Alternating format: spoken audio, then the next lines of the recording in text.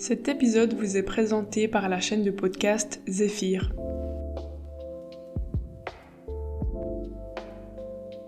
Bonjour et bienvenue à toutes et à tous pour cet épisode 12 du podcast Zéphyr.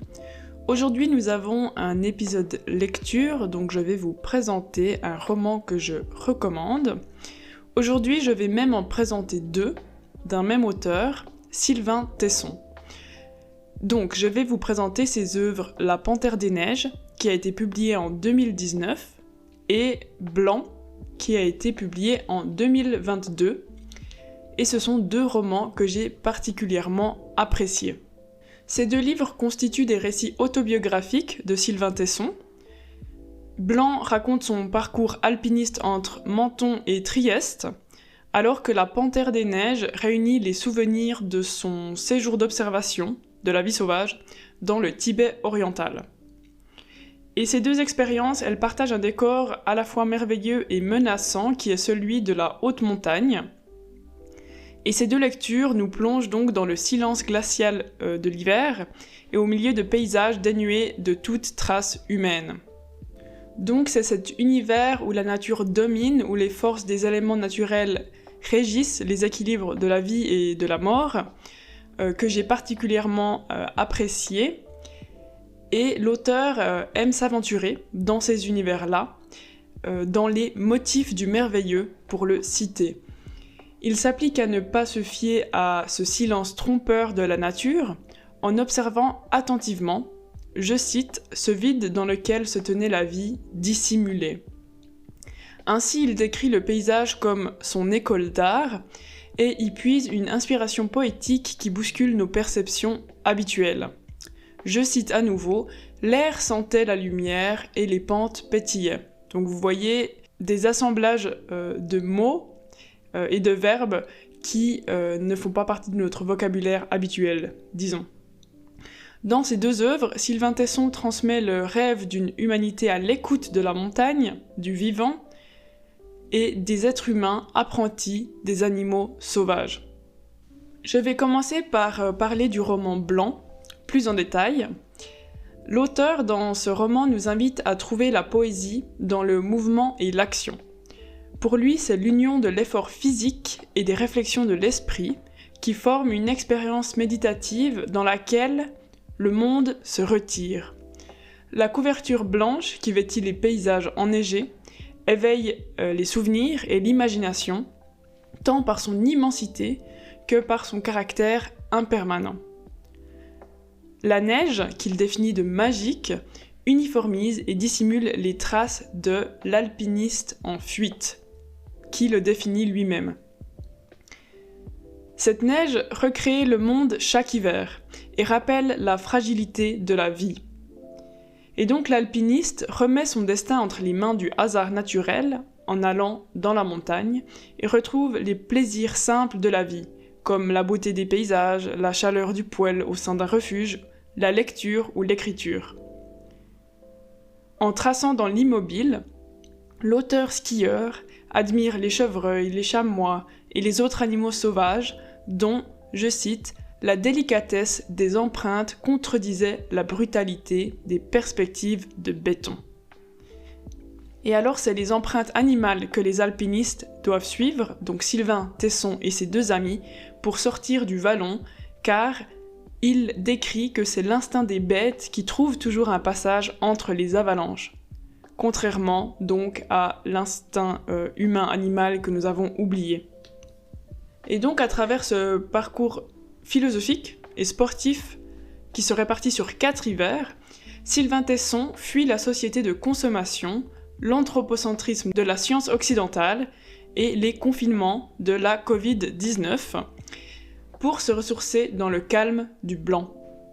Il défend la sagesse du plaisir trouvé dans les choses simples et l'importance du mouvement corporel et la nécessité d'une relation d'humilité et de respect envers la nature.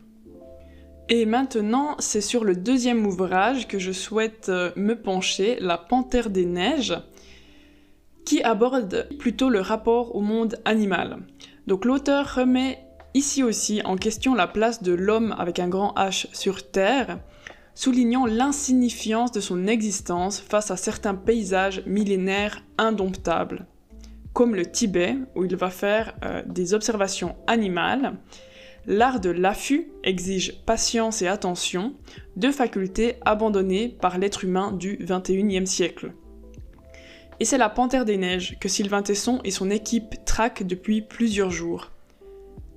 Dans ce décor, l'humain attend la bête, se plie à tous ses caprices, dans l'unique but de la voir une seule fois. Et donc nous voyons que les rôles s'inversent. C'est la nature qui mène le jeu à présent, et plus menaçante que jamais. Camouflée, prête à bondir à chaque instant, la vie se cache dans la montagne, et l'être humain est incapable de la sentir, de la déceler. C'est donc une grande remise en question que nous propose Sylvain Tesson dans ce récit. Ainsi, le groupe doit patiemment attendre une, je cite, « apparition publique de la panthère ». L'animal sauvage prend l'avantage, maître de l'accomplissement du programme humain.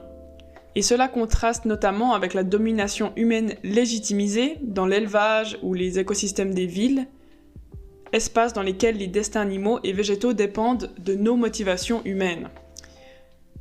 Et donc, dans ces paysages tibétains, les espèces non humaines s'adaptent bien mieux aux climats brutaux que l'être humain. Ce dernier, lui, ne fait pas le malin, pour citer Sylvain Tesson. Le froid, les pentes abruptes, les falaises tranchantes, ce sont vraiment pas des conditions qui correspondent au confort humain que l'auteur décrit de manière très péjorative comme l'occupation de, et je vais citer un propos de Sylvain Tesson, ruminer au chaud dans la moiteur de ses semblables.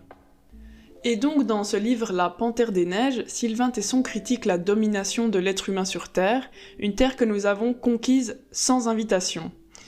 Il adresse également des réflexions profondes sur les religions monothéistes occidentales et les oppose aux pensées animistes tibétaines. Et finalement, l'écrivain sollicite le retour à une humanité plus proche de la nature. Nous avons oublié nos instincts animaux d'autrefois, qui pourtant nous lient encore aujourd'hui au cycle du vivant. Ces relations doivent être réactivées, puis soignées, car elles nous rattachent à la Terre et tous les êtres qui l'habitent dont nous dépendons.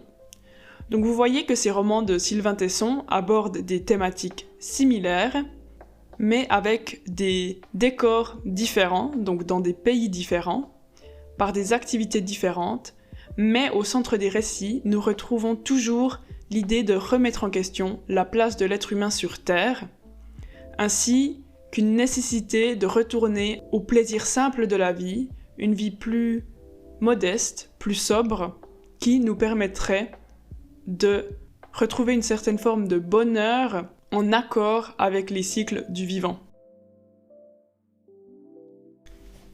Voilà, ce podcast est terminé, j'espère que ça vous a plu. Toutes les références citées seront en note du podcast. Je vous remercie de nous avoir suivis. N'oubliez pas de vous abonner sur Instagram, sur Spotify ou de nous suivre sur Culture et Communication. Merci beaucoup.